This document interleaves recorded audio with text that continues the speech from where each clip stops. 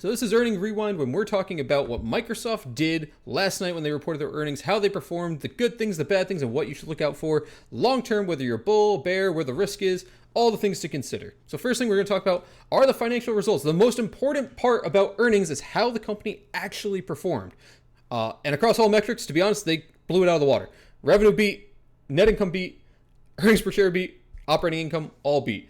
Revenue was up 18% year over year. Net income was up 24% year over year. EPS was up 24% year over year and beat estimates. And operating income was up 23%. So from a financial standpoint, they absolutely blew it out of the water from what it was, at least from what was expected for them to perform at. Now, when we go, I want to zoom in and look more at how their segments perform. So where the strength may be within their segments. So the first segment I want to look at is productivity and basically their business processes. So like Microsoft 365, LinkedIn, Dynamic 365, that sort of thing. We saw 16% growth year over year. Where the most strength actually came in from was Dynamic 365, which is interesting to see. And where the least amount of strength came from was LinkedIn, which I don't know if anyone really cares. I mean, growth is growth. It's good, but I don't think people are investing in Microsoft for LinkedIn. Just my opinion. What I like the most and what segment I'm really interested in, and I'm sure the stock market is why we saw such a big pump on it, is in the cloud.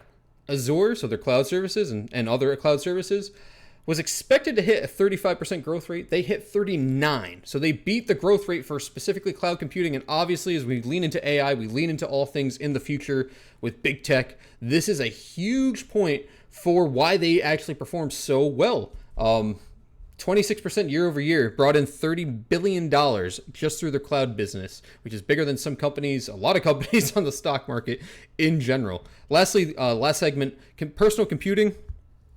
So you have Xbox, search and advertising, and Windows OEM brought in 9% year over year. I actually was really surprised. Their search and advertising brought in 21%. So they might be picking out of Google's pocket just a little bit. It's pretty good. And Xbox brought in 13%. Windows OEM and devices only 3%, so nothing much there. But overall, through all the segments, really solid numbers. Like I said, the big thing to keep an eye out for. So long term, if you're investing in Microsoft for the cloud or for the growth aspect, the AI aspect with Microsoft, you're going to want to keep an eye on Azure. If these Azure numbers miss in general, the company's going to take a huge hit in stock price, right? When you have this evaluation, and we'll talk about this in a little bit, you have to have sustainable and continued growth. People are pricing Microsoft at a premium right now because it's growing at a premium, right? It's growing at an extreme rate. So people are pricing it like that growth will continue. If that growth slows down, even if it's still really, really good, if that growth slows down, the stock price could take a hit. Risk factor we'll talk about in a little bit. But before we do that, I do want to talk about the things that are really, really good about Microsoft and this earnings report. Azure, again, we just touched on that, is hit $75 billion in annual revenue. That is insane. And growth was accelerated to 34%, like I alluded to before, and that's year over year numbers, which is pretty awesome. It signals to us that AI adaptation is coming through. People are actually using AI, which is a pretty strong driver for performance, especially in a stock like Microsoft. The other very good thing for the future of Microsoft I want to look at is cloud revenue. So off the same back of Azure, 46.7 billion, 27% year over year, which really shows diversification beyond core business. So beyond Office, beyond 365, beyond OEM, beyond Xbox, beyond everything else. It's showing, and again, that's where the growth could be. And this is actually something that's good, where some people may think it's actually bad. Capital investment, so CapEx. Planning $30 billion in CapEx for the next quarter, roughly looking or scheduling or looking to spend $120 annually, or I'm sorry, $120 billion, not 120. $120 billion annually to expand data centers and AI infrastructure. That's massive. Part of one of the risk segments we'll talk about here is a potential bottlenecking. And if they can actually expand on these data centers and expand on AI infrastructure as a whole, that is going to be massive for their long-term growth in this AI environment, the next evolution of AI, and wanting to be a big player in that market. Now, warning signs. And again, let me make this abundantly clear, because last time I made a video, I talked about some warning signs or risks, and people think that it means it's bearish and it's bad. No, It's not bearish or bad. We're talking about risks. So this is something to consider. It doesn't mean it's necessarily bad. It doesn't mean it's going to hell. It's not the worst thing in the world. But with every trade, you take a risk. So these are the risk things I want you to focus on, or at least keep in the back of your mind if you want to consider a position in Microsoft, or if you have a position in Microsoft. There's some margin pressure. So the Microsoft Cloud gross margins dipped 69% as we see AI infrastructure's cost ramp up. So we're seeing infrastructure costs in general continue to go up. Probably is going to trend that way, so that can cut into margins unless we see that dip, which could actually be a bullish thing, right? If we see infrastructure go down. But for now, infrastructure costs seem to start to go up, and obviously as Microsoft tries to expand, they're going to be spending more money on infrastructure because they need to in order to grow. Makes sense. That is a risk factor. Cost growth. Operating expenses in general rose 6%. This is mostly driven by the cloud AI business and research and development, which isn't the worst thing because you want a company to be spending money to make more money. So this is actually not necessarily a bad thing, but it is a risk. Some of this had to involve the Activision integration as well. So that could weigh on near-term profitability. Obviously, they're spending money and they might see the return on investment right away. So that is a risk factor as well, but it's not necessarily the worst thing. It's just something to consider, right? Workforce reductions. They recently cut 15,000 jobs. Now, depending who you ask, this is a good thing. Spending less money, that's not bad. Less on labor, good. Can be a bad thing, though, because it could affect morale and productivity of your remaining workers. They may get cut next. They might have fears. Obviously, it's a human emotion part of it. I see it more as a good thing because they're streamlining their business, but still a risk to consider. Again, not bullish, not bearish, but a risk. Capacity constraints. So there currently is a strong demand for Azure in general, as you could see through its growth numbers that I talked about, but it's continuing to outpace its supply, which can result in a bottleneck. So until new data centers come online, they might have all this demand, all these people who want to work with Microsoft, want to use Azure in general, and the fact that they don't have the means to fill those orders, so to speak, right, to fill those requests could actually hurt their profitability just due to the fact that there's so much demand, they can't fill the demand. If you're working at McDonald's and you only have 100 hamburgers and you've got 300 people in line, well, you only have 100 hamburgers to sell. You can only sell 100 hamburgers, right? That's kind of what you could see here with Microsoft. Again, it's not necessarily a bad thing, but it is a risk where the market's pricing in continued growth. If they can't fill that desire for continued growth, that actually could be a downside risk.